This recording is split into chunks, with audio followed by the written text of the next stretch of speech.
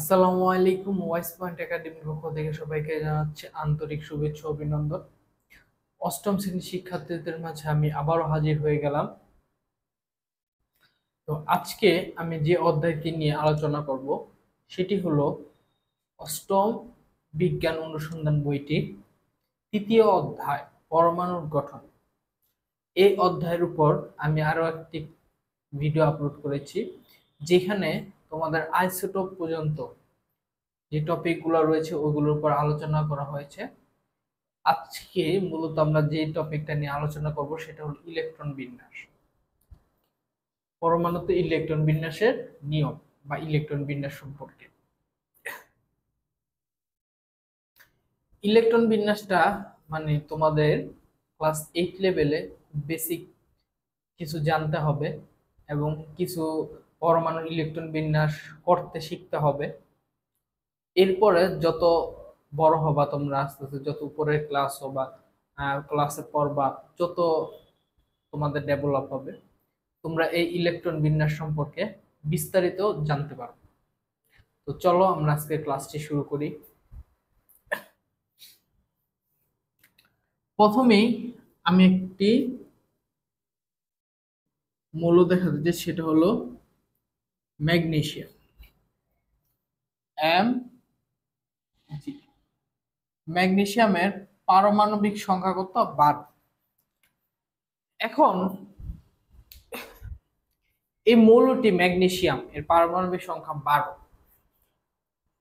এই প্রতিটা মৌল 118টি মৌলের মধ্যে প্রতিটা মৌলেরই কিন্তু কি ইলেকট্রন বিন্যাস করা যায়। এবং ইলেকট্রন বিন্যাসের ক্ষেত্রে একটা নিয়ম আছে, যে নিয়মটা যদি আমরা শিখতে পারি তাহলে আমরা প্রায় প্রতিটা মৌল আমরা কি করতে পারবো, ওই পদ্ধতিতে ইলেকট্রন বিন্যাস সম্পন্ন করতে পারবো। এখন কথা হচ্ছে যে এর মধ্যে কিছু ব্যতিক্রম নিয়ম রয়েছে, যেগুলা তোমাদের খুব সাধারণত বেসিকটা শিখলে হবে এবং পরবর্তী ক্লাসে তোমরা কি এগুলা বিস্তারিত জানবা। এবং আরেকটা কথা বলে নেই, এই টপিকটার উপরে ক্লাস 9-এর আমার একটা ভিডিও আপলোড করা আছে, সম্ভবত সেটা পঞ্চম ষষ্ঠ অধ্যায় মিলিয়ে। ওই অধ্যায় দুইটি একটু যদি ভিডিওগুলো দেখো, যারা অ্যাকচুয়ালি বিস্তারিত জানতে চাও, ইলেকট্রন বিন্যাস সম্পর্কে যারা বিস্তারিত জানতে চাও, ওই অধ্যায়গুলার ভিডিওগুলো একটু যদি তোমরা দেখো, তাহলে এই টপিকটার উপরে তোমাদের কি খুব ভালো একটা জ্ঞান এসে পড়বে আশা করি। তবু আমি চেষ্টা করব যে ক্লাস 8 লেভেলে যতটুকু বেসিক দেওয়া যায় এবং যতটুকু ভালোভাবে বোঝানো যায় আমি বোঝানোর কি করব, চেষ্টা করব। এখন মনে রাখবা, ইলেকট্রন বিন্যাসের ক্ষেত্রে দুইটি পদ্ধতি আছে। একটি হলো কি ঘর এঁকে বা ছক পদ্ধতিতে আমরা দেখতে পারি সেটা। আচ্ছা, এখানে একটা সূত্র আমাদের একটু জানতে হবে, সেই সূত্রটা সম্পর্কে আমি বলে নিই। সেটা হলো 2n স্কয়ার। এই 2n স্কয়ার এই সূত্রটি সম্পর্কে আমাদের কি করতে হবে, জানতে হবে, বা এটা কিভাবে দেখে। এই 2n স্কয়ারের সূত্রটি আমরা এখানে একটু প্রয়োগ দেখাই। 2n স্কয়ার, এখন এই 2টা হলো সূত্রের 2 এবং n n হলো সংখ্যা, কক্ষপথের সংখ্যা, কক্ষপথের সংখ্যা।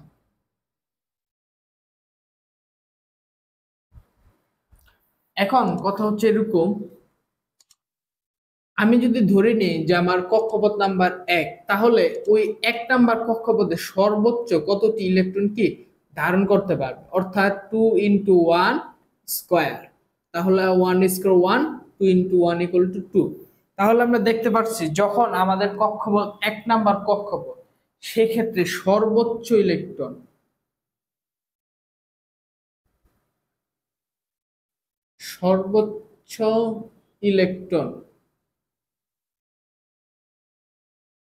ধারণ ক্ষমতা কত? 2। সর্বোচ্চ ইলেকট্রন কয়টা ধারণ করতে হবে? 2।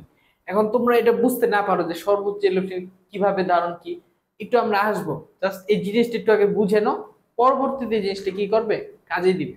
তাহলে আমরা পেলাম 1 নাম্বারের জন্য সর্বোচ্চ ইলেকট্রন ধারণ ক্ষমতা 2।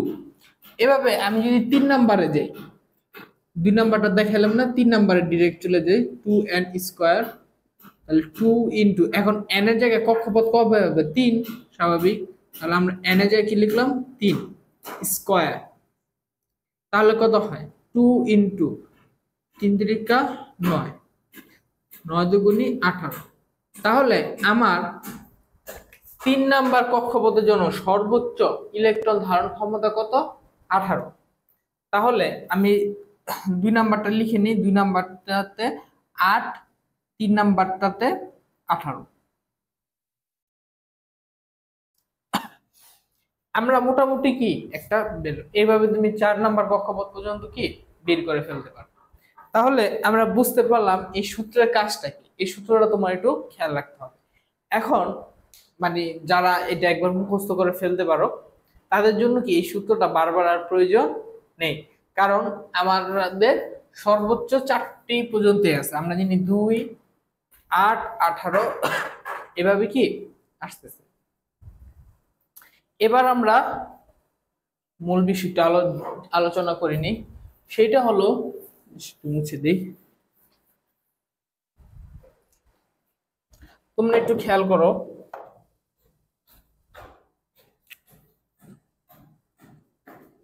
সেটি হলো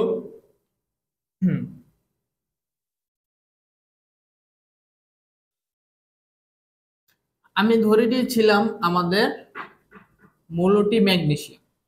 এখন ম্যাগনেসিয়ামের জন্য আমরা যদি কক্ষপথ আঁকি, অর্থাৎ এইটা হলো 1 নাম্বার কক্ষপথ, তারপর আমার হবে 2 নাম্বার কক্ষপথ, 3 নাম্বার কক্ষপথ। এখন কথা হলো যে স্যার, একটা মৌল যখন আমরা লিখবো এটার জন্য কয়টা কক্ষপথ হবে, এটা কিভাবে নির্ধারণ করবো? হ্যাঁ, আপনি তো ম্যাগনেসিয়ামের জন্য 3টা দিয়ে দিলেন, আমরা কিভাবে বুঝবো? অ্যাকচুয়ালি আমি এখানে 3টা দিছি ঠিকই, কিন্তু আমাদের কি 3টার প্রয়োজন নেই। এখন তাহলে আমি 3টা দিলাম কেন? তোমাদের বুঝাবার সুবিধার্থে। এবং এখানে আরেকটা জিনিস আছে, সেটা একটু দেখতে হবে আমাদের।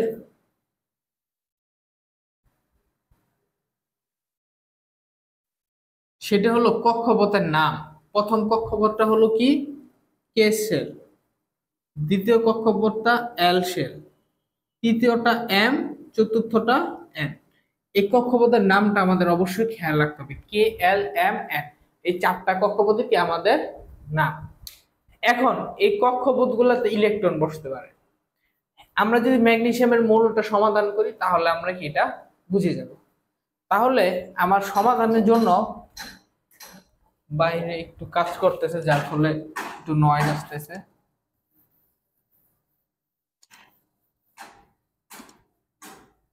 আমি একটু মুছে দিই, শুধু 1 নাম্বার কক্ষপথটা রাখবো, অর্থাৎ কে শেলটা রাখবো।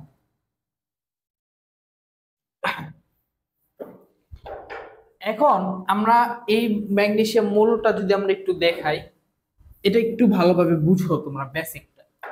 সেটি হলো, এই যে একটা মৌল, ধরো এখানে কি একটা মৌল রয়েছে, ক্লিয়ার? এই মৌলটার কেন্দ্রে একটা নিউক্লিয়াস আছে। এই যে এটার কেন্দ্রে একটা কি আছে? নিউক্লিয়াস।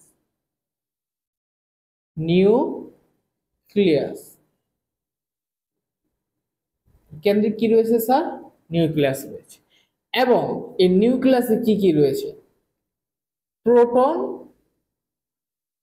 এবং নিউট্রন। প্রোটন এবং কি নিউট্রন এবং ইলেকট্রন গুলা, এই যে ইলেকট্রন, এই চারদিকে কি অবস্থা আছে? ঘূর্ণায়মান অবস্থা আছে। কি অবস্থা আছে? ঘূর্ণায়মান অবস্থা আছে। বিষয়টা বুঝতে পারছো? নিউক্লিয়াসের মধ্যে প্রোটন এবং নিউট্রন থাকে এবং ইলেকট্রন গুলা কি চারপাশে ঘূর্ণায়মান অবস্থা থাকে। এখন প্রোটন এবং ইলেকট্রন, এখন কথা হলো, যেমন ধরো তুমি একটি সুতা নিলে হাতে, সুতার সাথে এই মার্কারটা আমি কি করলাম? বেঁধে নিলাম। বেঁধে নেওয়ার পর এভাবে ধরো মার্কারটা সুতার সাথে ঝুলতেছে। এখন আমি সুতাটা ধরে যদি এভাবে ঘুরাই, তাহলে মার্কারটাও কি আমার এই হাতকে কেন্দ্র করে কি এভাবে ঘুরবে। আমি যদি এভাবে ঘুরাই, এই মার্কারটাও কি আমার হাতকে কেন্দ্র করে কি এভাবে ঘুরবে। এবং আমি ঘুরাইতে ঘুরাইতে যখন সুতাটা ছেড়ে দিব, ঘুরানোর পরে এক পর্যায়ে যখন আমি স্পিডের মধ্যে, মানে থামানো না, ঘুরানো অবস্থা আমি যদি সুতাটা ছেড়ে দিই, তাহলে এই মার্কারটা কি হবে? এক পাশে কি হবে, যে কোনো একদিকে সজোরে চলে যাবে।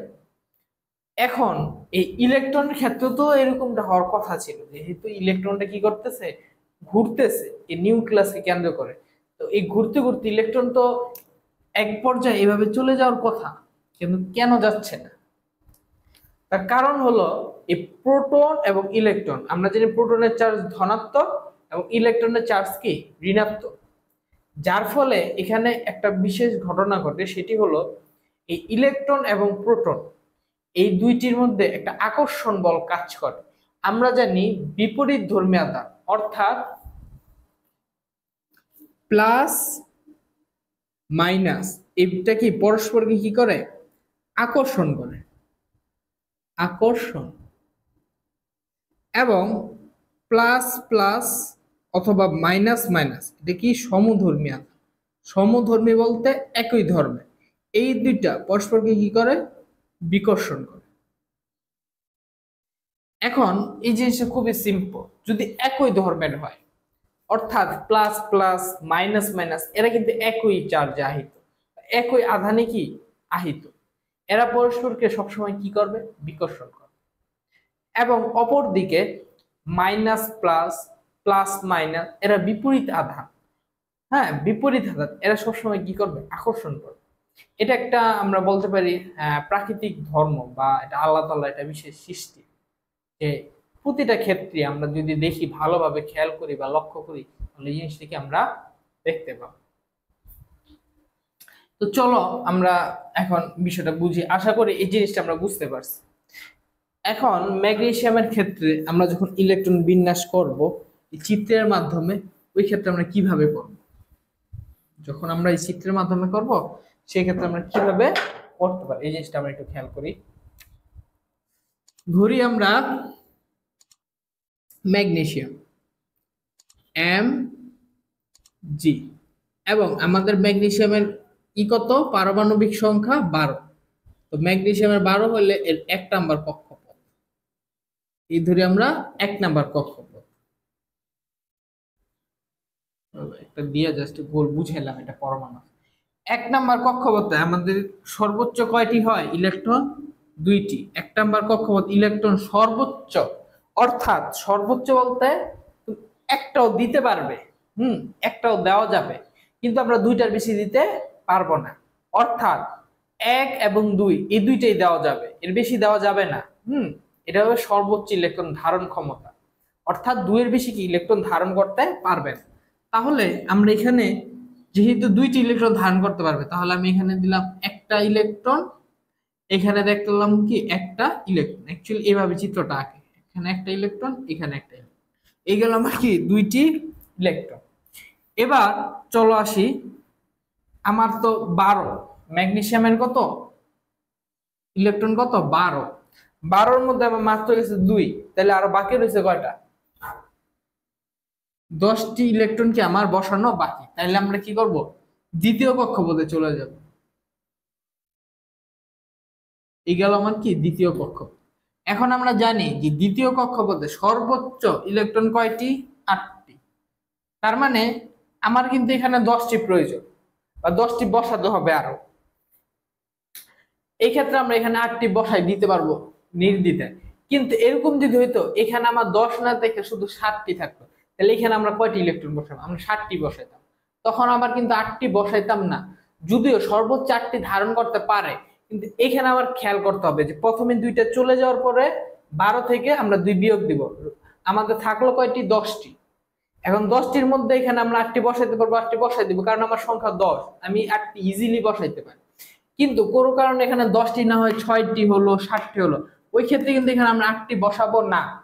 ওই ক্ষেত্রে আমরা কত বসাবো স্যার, 6টি থাকলে 6টি, 7টি থাকলে 7টি, যদি 8টি থাকে তাহলে কি 8টি।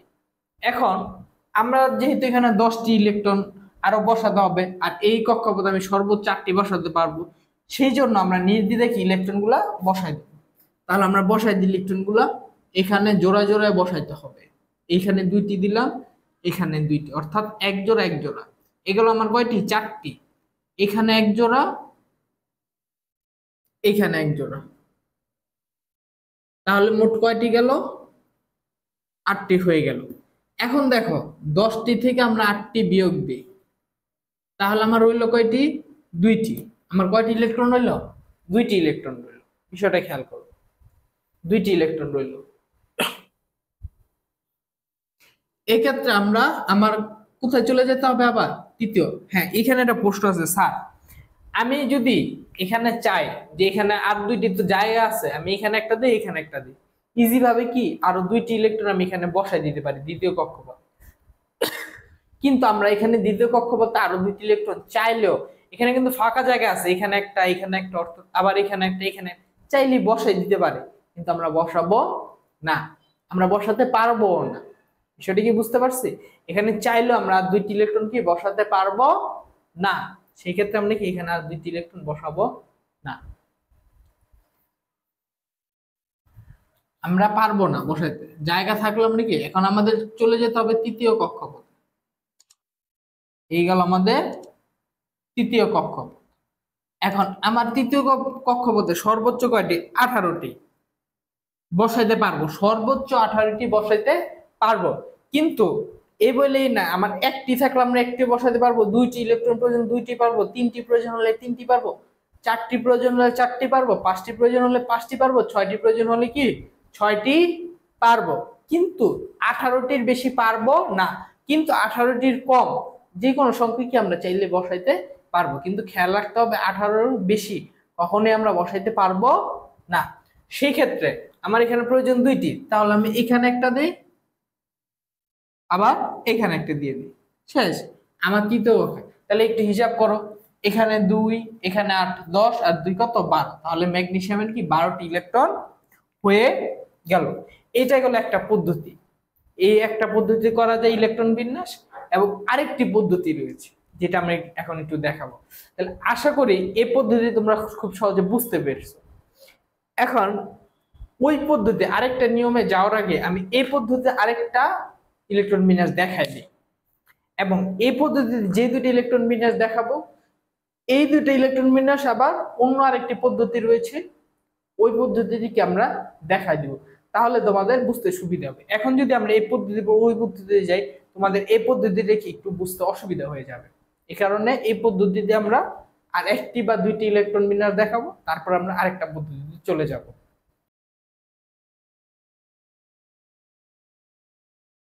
আমরা ম্যাগনেসিয়াম দেখালাম, এরপর আমরা দেখাতে পারি অক্সিজেন ও অক্সিজেন। অক্সিজেনটা কি আমরা দেখাতে পারি। চলো আমরা অক্সিজেনটা দেখাই। এবং অক্সিজেনের পারমাণবিক সংখ্যা কত?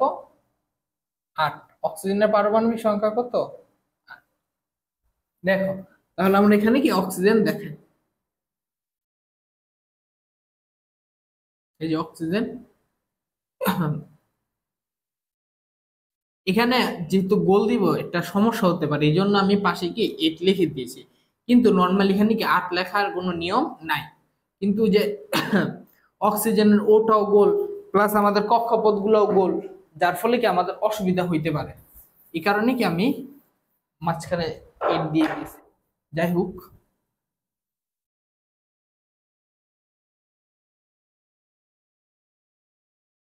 আচ্ছা, আর ভিতরে হবে কি অক্সিজেন। এখন আমরা জানি অক্সিজেনের ইলেকট্রন সংখ্যা কত? 8টি। তাহলে আমরা জানি যে প্রথম কক্ষপথে সর্বোচ্চ ইলেকট্রন ধারণ ক্ষমতা কয়টি? 2টি। তাহলে আমরা এখানে একটি, এখানে একটি দিয়ে দিই, 2টি হয়ে গেল। এবার হলো দ্বিতীয় কক্ষপথ। দ্বিতীয় কক্ষপথে সর্বোচ্চ, আচ্ছা তাহলে এখানে একটু খেয়াল করো, 8টি ইলেকট্রন থেকে 2টি চলে গেছে, রয়েছে কয়টি? 6টি। কয়টি রয়েছে? 6টি। আমাদের দ্বিতীয় কক্ষপথ ইলেকট্রন ধারণ ক্ষমতা কয়টি? 8টি। ইলেকট্রন ধারণ ক্ষমতা 8টি, আমার এখানে প্রয়োজন 6টি। তাহলে আমরা ইজিলি এইটা দ্বিতীয় কক্ষপথে কি আমরা ক্লোজ করে দিতে পারবো। তাহলে আমরা এটা যদি দ্বিতীয় কক্ষপথে নেই, তাহলে এক্ষেত্রে কি হবে স্যার? এক্ষেত্রে এরকম হবে, 1 জোড়া, এখানে 2 জোড়া, আর ধরো এখানে 1 জোড়া, এই গেল 3 জোড়া, 6টি। অর্থাৎ আমার অক্সিজেনের ইলেকট্রন বিন্যাস কিন্তু হয়ে গেছে। খেয়াল করো, এই যে 2 2 2 কত গেল? 6। এবং এখানে 2, এই মোট কয়টি 8টি। তাহলে এই গেল কি আমার অক্সিজেনের ইলেকট্রন বিন্যাস। আচ্ছা,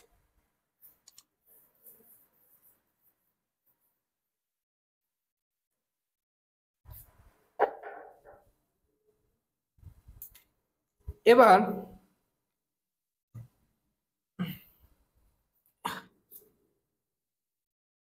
আমরা ক্লোরিনের ইলেকট্রন বিন্যাসটা দেখব। ক্লোরিন, এই ক্লোরিনের পারমাণবিক সংখ্যা কত স্যার? ক্লোরিনের পারমাণবিক সংখ্যা 17টি বা 17। ক্লোরিনের পারমাণবিক সংখ্যা কত? 17। লিখি ক্লোরিন এর পারমাণবিক সংখ্যা কত? 17। এটা খুব সহজ, আমি আশা করি তোমরা কি এটা পারবে, এটা ইজিলি কি পারবে। একটু খেয়াল করো, তাহলে আমরা ক্লোরিনের ইলেকট্রন বিন্যাসটা দেখব।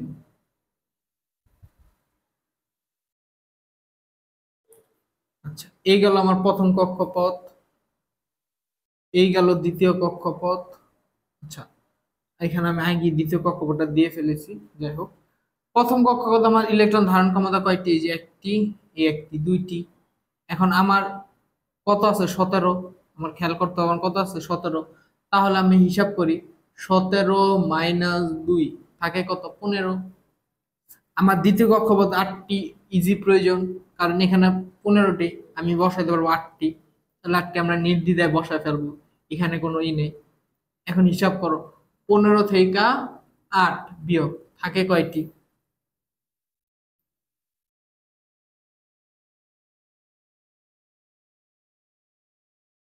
কয়টি থাকে? 7টি। তাহলে দেখো আমার তৃতীয় কক্ষপথে ইলেকট্রন ধারণ ক্ষমতা কয়টি? 18টি। এখানে আমি বসাইতে পারবো কয়টি? এই 18টি। আমার প্রয়োজন কয়টি? 7টি। আমরা ইজিলি বসাইতে পারি। এখানে এখানে দিলাম 2, এখানে দিলাম 2, এখানে দিলাম 2, কয়টি হলো? 6টি। আর এখানে একটি, এই মোট কয়টি? 7টি। এ হলো আমাদের কি ক্লোরিনের ইলেকট্রন বিন্যাস। আশা করি তোমরা খুব সহজে এই পদ্ধতিটা কি বুঝে ফেলতে পেরেছো। এবং কারো যদি এই পদ্ধতিতে কোনো সমস্যা থাকে অবশ্যই অবশ্যই ভিডিওর নিচে কমেন্ট করবা। চাইলে যদি আরো খুব ভালোভাবে আমাদের সাথে কন্টাক্ট করতে চাও, তাহলে আমাদের ফেসবুক গ্রুপ আছে, ওইখানে জয়েন হবা অবশ্যই। তাহলে কি খুব সহজেই তোমরা আমাদের সাথে কি কানেক্ট হতে পারবা এবং তোমাদের যে কোনো সমস্যা, হ্যাঁ, খুব দ্রুত সমাধানের জন্য আমাদের সাথে যোগাযোগ করতে পারবা। দেখা যায় অনেক সময় কমেন্ট করলে ওইখানে কি সমাধান কমেন্ট আসে না বা এখানে সমাধান দেওয়া যায় না। গ্রুপে জয়েন করলে এই ক্ষেত্রে কি খুব সহজ হয়, বা আমাদের মেসেজ করতে পারো গ্রুপ থেকে। আমাদের পেজ আছে, পেজে অংশগ্রহণ করলে ভালো হবে।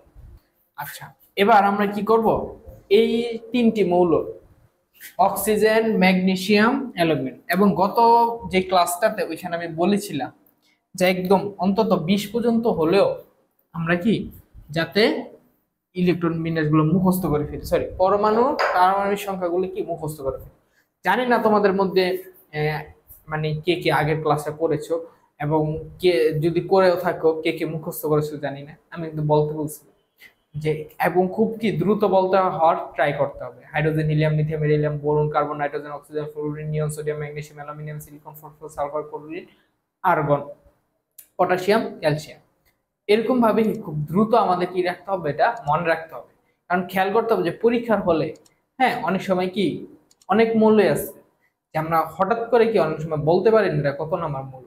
সেই ক্ষেত্রে যদি আমাদের পারমাণবিক সংখ্যাটা মুখস্থ থাকে, আমরা 20 বা 30 সেকেন্ডের মধ্যে কি খুব সহজে বের করে ফেলতে পারবো। যদি 20-এর মধ্যে, যেহেতু তোমরা ক্লাস 8 লেভেলে আছো, আশা করি তোমাদের 20-এর উপর কোনো মূল্য আর দিয়ে ইলেকট্রন বিন্যাস বা যাবতীয় যে কাজগুলো আছে এগুলো তোমাদের দিবে না। যদি একটু বড় হোক সেক্ষেত্রে কি তোমরা এর উপরে পেতে পারো। তাহলে আমরা এখন আরেকটা পদ্ধতি নিয়ে কি আলোচনা করব। ক্লাসটা এমনি দীর্ঘায়িত হচ্ছে, তবে যারা মনোযোগ দিয়ে একটু দেখবা তোমাদের জন্য অনেক উপকার হবে। এই ইলেকট্রন বিন্যাসের নিয়মগুলো পরমাণু খুবই দরকারি আমাদের জন্য, কি খুবই খুবই দরকারি। বড় হলো একটু কষ্ট করে ভিডিওটা দেখো, শেষে অবশ্যই অনেক কিছু শিখতে পারবে। আচ্ছা, এরপর আমরা এই পদ্ধতির কি আরেকটা যে সরি ইলেকট্রন বিন্যাসের আরেকটা পদ্ধতি রয়েছে, ওই পদ্ধতি একটু দেখব। এরপর যে আমরা ওই ইলেকট্রন বিন্যাসের আরেকটা পদ্ধতি দেখব, সেই ক্ষেত্রে আমাদের দেখতে হবে যে আমাদের একটা সিকোয়েন্স মনে রাখতে হবে, এস পি ডি এফ, এই চারটা হলো উপশক্তি স্তর বা অরবিটাল। এগুলোকে বলা হয় উপশক্তি স্তর, উপশক্তি স্তর অথবা অরবিটাল। এই এসপিডিএফ এগুলোকে উপশক্তি স্তর বা অরবিটাল বলা হয়। এটা আমি ক্লাস 9-এর ষষ্ঠ অধ্যায় বিস্তারিত আলোচনা করেছি। ওইখানে গিয়ে যদি দেখো খুব ভালোভাবে বুঝতে পারবে এই পদ্ধতিটা। আমি ওখানে বিস্তারিত আলোচনা করছি, তাও আমি ক্লাসে কিছুটা কভার করে দিব। এখন আমাদের তোমাদের ক্লাস 8 লেভেলে এসপিডি পর্যন্ত আমরা পড়বো, এফটা আমাদের প্রয়োজন নেই। আরো সহজে যদি এস এবং পি এর মধ্যে আমরা থাকি, কিন্তু হয়তো আমাদের ডি তে আসতে পারে। যাই হোক, উপরের লেভেল উঠলে তখন আরো কি পুরাটা আমরা শেষ করব। আমাদের খেয়াল করতে হবে এই এসপিডি এগুলো হলো উপশক্তি স্তর, এগুলো উপশক্তি স্তর, এবং এগুলা লেখার পদ্ধতি কি বা কিভাবে লিখবো আমরা? আমরা ধরি 1, এখানে আমরা কি লিখলাম 1, এই 1 এটা হলো কি 1 নাম্বার কক্ষপথ। এই 1 দ্বারা কি বোঝায়? 1 নাম্বার কক্ষপথ। এবং যখন আমরা 1 লিখব, আমার এখান থেকে এস নিয়ে আসতে হবে, তাহলে নিয়ে আসলাম আমরা এস। এবার আমরা লিখব 2, যখন আমরা 2 লিখব তখন আমাকে এস আনতে হবে, আবার কি আনতে হবে? পি আনতে হবে। একটু খেয়াল করো, যখন আমরা 1 নাম্বার কক্ষপথে আসবো তখন আমরা শুধু এস আনবো। যখন 2 নাম্বার বা দ্বিতীয় কক্ষপথে চলে যাব তখন আমার এস এবং পি অর্থাৎ দুইটাই আনতে হবে। এই গেল। যখন আমরা 3 নাম্বার কক্ষপথে যাব 3, তখন আমার এস পি ডি তিনটা আনতে হবে, এস 3s 3p 3d। এই পর্যন্ত তোমরা খেয়াল রাখো। এখন দেখো, যখন আমরা আচ্ছা আরেকটা জিনিস, 1 2 2 3 3 3, এগুলো জাস্ট কক্ষপথ, আর কিছুই না স্যার। এগুলা কি কক্ষপথ? ওই যে আমরা একটু আগে যে গোল গোল দেখে আসলাম কক্ষপথ, এগুলাই কি ওগুলা কক্ষপথ। আচ্ছা, এখন একটা জিনিস খেয়াল করতে হবে যে এস পি ডি এফ। আচ্ছা, এফ যেহেতু নাই, এই এস এ আমরা যখন ওইখানে কক্ষপথে, প্রথম কক্ষপথে সর্বোচ্চ 2টি ইলেকট্রন, দ্বিতীয় কক্ষপথে সর্বোচ্চ 8টি, তৃতীয় কক্ষপথে সর্বোচ্চ 18টি ইলেকট্রন পড়ে আসছিলাম না একটু আগে? ওই জিনিসটাই এখন আমরা একটু দেখবো কিভাবে। এই এস এগুলো কি অরবিটাল বা উপশক্তি স্তর। এই এস বা অরবিটাল এগুলা কক্ষপথ বা শক্তি স্তর, আর এগুলোর উপশক্তি স্তর। যেমন পৃথিবীর উপগ্রহ কি চাঁদ, পৃথিবী একটা গ্রহ, পৃথিবীর উপগ্রহ কি চাঁদ। সেম একই ভাবে আমরা এগুলাকে 1 2 3 এগুলো কি শক্তি স্তর বা কক্ষপথ, আর এগুলোর উপশক্তি স্তর S S P D P S এগুলা। আচ্ছা, এখন একটু দেখো যে এস এতে সর্বোচ্চ ইলেকট্রন ধারণ ক্ষমতা কত? 2। পি এতে সর্বোচ্চ ইলেকট্রন ধারণ ক্ষমতা 6, এবং ডি এখানে সর্বোচ্চ ইলেকট্রন ধারণ ক্ষমতা 10, এফ এর সর্বোচ্চ 14। যদিও এফটা তোমার এখন প্রয়োজন নেই, জাস্ট লিখে রাখলাম। এখন তাহলে আমরা কি করবো? যে এস এ 2, তাহলে এই জন্য আমরা এস এর উপরে 2 আনবো, এস এর উপরে 2 আনবো। পি এর উপরে কত? 6। 3 এস এর উপরে কত? 2। পি এর উপরে কত? 6। ডি এর উপরে কত? 10। তাহলে এইভাবে আমার সিকোয়েন্সটাকে কি করতে হবে? মনে রাখতে হবে। 1s2 আমরা কিভাবে বলবো এই জিনিসটাকে? 1s2 2s2 2p6 3s2 3p6 3d10। আমি এটা জিনিসটা খুব ভালোভাবে বুঝেছি। প্রথমে যদি কারো বুঝতে সমস্যা, একটু ভিডিওটা আবার টেনে দেখো, তাহলে বুঝবা। প্রথমে 1 লিখবো, 1 এর সাথে এস আনবো, পরে শেষ, পরে আবার 2 লিখবো, 2 এর সাথে এস আনবো এবং পি আনবো। আরেকবার মনে করবো 2 মানে দুইটা লাগবে, এস পি দুইটাই, এস পি। যখন আবার 3 এ আসবো আমার তিনটা লাগবে, 1 2 3, তাহলে S P D 3s 3p 3d। এরপরে আমরা জাস্ট এই যে এস এর সর্বোচ্চ 2টা, পি এর সর্বোচ্চ 6টা, ডি এর সর্বোচ্চ 10টা, এফ এর সর্বোচ্চ। এই জন্য আমরা এই যে এস 2 দিছি, এস 2 দিছি, এস পি এর 6 দিছি, এই আর কি। আশা করি এই জিনিসটা আমাদের কি একটু মনে রাখতে হবে, এই অংশটুকু বা এই লাইনটুকু আমার কি মুখস্থ করে রাখতে হবে, তাইলে কি আমরা খুব সহজেই পদ্ধতিটা বুঝতে পারবো। তাহলে এখানে আমরা কি একটা দেখাই তোমাদের, তাহলে কি তোমাদের সুবিধা হবে। এটা যদি আমরা একটা দেখাই তাহলে সুবিধা হবে। যেমন আমরা এখানে কত নিয়েছিলাম স্যার, ম্যাগনেসিয়াম, প্রথমে এটা কোনটা নিয়েছিলাম, ম্যাগনেসিয়াম, যার ফলে আমরা এখানে কি লিখে নিব, ম্যাগনেসিয়াম লিখব, ম্যাগনেসিয়াম, যার পারমাণবিক সংখ্যা 12, এই গেল ম্যাগনেসিয়াম। তাহলে আমার সিকোয়েন্সটা কি, প্রথমে আসবে 1 এবং 1 এর সাথে কি আসবে s, এখন s এর সাথে কি আসবে 2। এখন দেখো ম্যাগনেসিয়ামের 12, ম্যাগনেসিয়ামের কত, পারমাণবিক সংখ্যা 12, তাহলে আমার অলরেডি এখানে ইলেকট্রন কয়টা বসাইতে, 1s2 দুইটা বসাইতে, তার মানে 12 থেকে আমার কত বিয়োগ যাবে, 2। এই পাশে দেখাই, 12 থেকে 2 বিয়োগ গেল, তাহলে আমার থাকলো কয়টা, 10টা। তাহলে আমি আরো আরো বসাইতে পারবো। এখন আমরা কি লিখবো, বড় আনবো 2s2, তাহলে 10 থেকে আরো 2 বিয়োগ গেল, তাহলে 10 - 2 = কত, 8। তার মানে 8টা আরো বসাবো, তাহলে আবার আনবো। এরপর আমার কি ছিল, 2p6, দেখো এখানে 8টা বসাবো, এই জন্য আমি 6 বসাই দিছি অলরেডি, আমার এখানে হিসাব করার প্রয়োজন নেই। তাহলে এখন 8 থেকে কত বিয়োগ যাবে, 6, থাকবে কত, 2। এই তো। এরপরে 1s2 2s2 2p6, তারপর কি আসে 3s2, খেয়াল করো। এখন 3s2 কেন বসাই দিলাম ডাইরেক্ট, কারণ এখানে আমার 2 আছে, এই জন্য আমি এখানে কি 2 বসাই দিলাম। তাহলে একটু মিলাই দেখো যে তোমরা একটু ভিডিওটা টেনে, যে প্রথম আমরা ওইটা 3 নাম্বার কক্ষপথের শেষ 2টা ইলেকট্রন ছিল, এবার আমার বুঝতে হবে, দেখো আমরা এটা হিসাব কিভাবে করব। তার মানে যে 1 নাম্বার কক্ষপথ, এখানে ইলেকট্রন সংখ্যা কয়টি, 2টি, এই যে 2 নাম্বার কক্ষপথ ইলেকট্রন সংখ্যা 6 আর 2 8টি, এই যে দেখো 8টি। 3 নাম্বার কক্ষপথ ইলেকট্রন সংখ্যা কয়টি, 2টি, এই যে 2। বুঝছো? আচ্ছা, এরপর আমার কোন মৌলটা, অক্সিজেন। তাহলে এই জিনিসটা আমি মুছে দেই, তোমরা একটু স্ক্রিনশট দিয়ে রাখো, মুছে দিই এটা, এই তো। এরপরে আমাদের যেটা ছিল সেটা কি, অক্সিজেন। তাহলে লিখি স্যার অক্সিজেন, এই অক্সিজেন, এটার ইলেকট্রন পারমাণবিক সংখ্যা 8। তাহলে ইলেকট্রন বিন্যাস করি, 1s2 2s2, হিসাব করো, এই যে 2 2 কয়টি, 4, তাহলে এখানে আমার কয়টি হবে, 8টি, তার মানে আরো 4টি বসাইতে হবে আমার। তাহলে লিখো, তারপর কি আছে 2p6।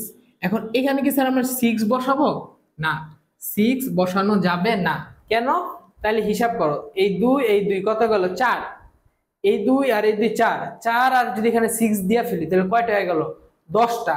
কিন্তু এখানে আমার বসাইতে হবে কয়টা, 8টা, আমার প্রয়োজন 8টা, আমার কিন্তু 10টা বসাইলে হবে না। তাহলে এই ক্ষেত্রে আমরা কি করব স্যার, এই ক্ষেত্রে আমরা 6 দিব না, তাহলে এই ক্ষেত্রে আমরা কি দিব, এই ক্ষেত্রে আমরা দিব 4। দেখো 4, তাহলে হিসাব করো, এখন 2 2 4 4, আর এখানে 4, কয়টা গেল, 8টা। এখন আমরা যদি কয় নাম্বার, এখানে তো আমার সর্বোচ্চ আমরা দেখতেছি 2, তার মানে আমার 2 নাম্বার কক্ষপথ পর্যন্ত এখানে আসছে। তাহলে 1 নাম্বার কক্ষপথে সর্বোচ্চ 1 নাম্বার কক্ষপথে ইলেকট্রন সংখ্যা 2, এবং 2 নাম্বার কক্ষপথে 4 আর 2 ইলেকট্রন সংখ্যা কয়টি, 6টি।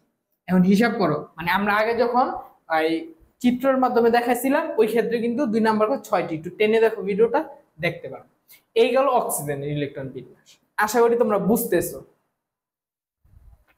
এরপর আমরা যেটা দেখাবো সেটা হলো ক্লোরিন, Cl। তাহলে এটা মুছে দিই। আচ্ছা, একটু খেয়াল করো, তাহলে আমরা যখন ক্লোরিন দেখাবো, এই যে ক্লোরিন, আচ্ছা এখানে একটা বিষয় আছে যে Cl, কেন আমি ছোট আর বড় লিখলাম, সিটা বড় হাতের এবং সিটা ক্যাপিটাল লেটার, এলটা স্মল লিটার, এটা কারণ কি, এটা হলো পরমাণু বা পরমাণুর প্রতীক লিখার নিয়ম, যে 2টি অক্ষরের যদি পরমাণুর প্রতীক হয় সেই ক্ষেত্রে প্রথম অক্ষরটি হবে বড় হাতে এবং দ্বিতীয় অক্ষরটি হবে ছোট হাতে। এটা অনেকে ভুল করে, এটা ভুল করা যাবে না। অলওয়েজ প্রথম অক্ষর ছোট হাতে, দ্বিতীয় অক্ষর প্রথম অক্ষর ক্যাপিটাল লেটার এবং দ্বিতীয় যে লেটারটি হবে সেটা হবে স্মল লেটার। আশা করি তোমরা বুঝতে পারছো। আচ্ছা, তাইলে আমরা এখন দেখব যে ক্লোরিন ইলেকট্রন বিন্যাস। তাহলে আমরা একটু দেখি, হিসাব করি, 1s2 2s2 2p6। আচ্ছা, আমি এখানে একটু দ্রুত লেখার কারণ আছে, মনে রাখবা এই যে 2p6 পর্যন্ত ইলেকট্রন সংখ্যা 10টি, যখন 10-এর উপরে চলে যাবে 2p6 পর্যন্ত নির্দ্বিধায় লিখবা। তার কারণ কি, যে 2 আর এই 2 ইলেকট্রন কয়টা হলো, এখানে 2টা এখানে 2টা, 4টা, 4টা আর এখানে 6টা, কয়টা হলো, 10টা। এই কারণে আমি নির্দ্বিধায় 10 পর্যন্ত লিখা ফেলছি, কারণ এখানে আমার 17টি, আমি ইজিলি 10 পর্যন্ত লিখা ফেলছি। এই কারণে 2p6 পর্যন্ত 10টা, এটা একটু তোমরা খেয়াল রাখবা। এরপরে আসো কি আসবে, 3s2 কয়টা গেল, 12টা। তার মানে এখানে 17টা, তাহলে 12টা, আমার আরো প্রয়োজন কয়টা, 5টা প্রয়োজন। এখন আসো 3s2 3p আসে, 3s2 এর উপর কি আসবে, 3p। এখন p এর উপরে কয়টা হবে, 6 হবে p এর উপরে, না 6 যদি হয় তাহলে 18টি হয়ে যায়। আমার এখানে আছে কয়টি, 17টি, তাহলে 3p এর উপরে কি হবে, 5 হবে। এই হয়ে গেল কি 5। এখন হিসাব করো তো, 2 2 4, 4 আর 6 10, 10 আর 2 12, 12 আর 5 17। তাহলে আমরা কোন কক্ষপথে কয়টি ইলেকট্রন পাচ্ছি, ফার্স্ট বা প্রথম কক্ষপথে আমরা ইলেকট্রন পাচ্ছি 2টি, দ্বিতীয় কক্ষপথে ইলেকট্রন পাচ্ছি 6 আর 2 কয়টি, 8টি, এবং তৃতীয় কক্ষপথে, যে এই দুইটা তৃতীয় কক্ষপথ, তাহলে 5 আর 2 কয়টি, 7টি। এই গেল আমার কোন কক্ষপথে কয়টি ইলেকট্রন আছে। তো এই গেল আমরা 3টা মৌল দেখালাম, আবার সেম 3টা মৌল আরেকটা নিয়ম দেখালাম। আশা করি তোমাদের বেসিক পর্যন্ত দিলে এনাফ ক্লাস 8 লেভেলে, এবং 2-1টা ইলেকট্রন বিন্যাস আমার শিখতে হবে বা জানতে হবে, তাইলেই কি ক্লাস 8 লেভেলের জন্য আমার জন্য যথেষ্ট। এরপরও যদি কারো প্রয়োজন মনে হয়, বা তোমাদের মধ্যে অনেকে আছে যে একটু বেশি শিখার আগ্রহ থাকে, তাদের জন্য আমার ক্লাস এই 9-এ করা ভিডিও আছে, ওদের আমি একটু বিস্তারিত বুঝাইছি, এবং আরো কিছু টপিক ছিল এটার মধ্যে। ওই ভিডিওগুলো যদি দেখো তাহলে আরেকটু কিছু বিস্তারিত জানতে পারবা ক্লাস 9-এর মধ্যে। তো আশা করি তোমরা সবাই বুঝতে পারছো আজকের ক্লাসটা। যদি কোনো সমস্যা অবশ্যই আমাকে জানাবা, কমেন্ট আছে, গ্রুপ আছে, এখানে অবশ্যই লিখে জানাবা। আজকে আমাদের ইউটিউব চ্যানেলটাকে সাবস্ক্রাইব করবা, ফেসবুক পেজটাকে ফলো এবং গ্রুপে জয়েন হয়ে নিবা। তো আজকের মতো এখানেই, সবাইকে আলবিদা, বেঁচে থাকলে আবার দেখা হবে। আসসালামু আলাইকুম।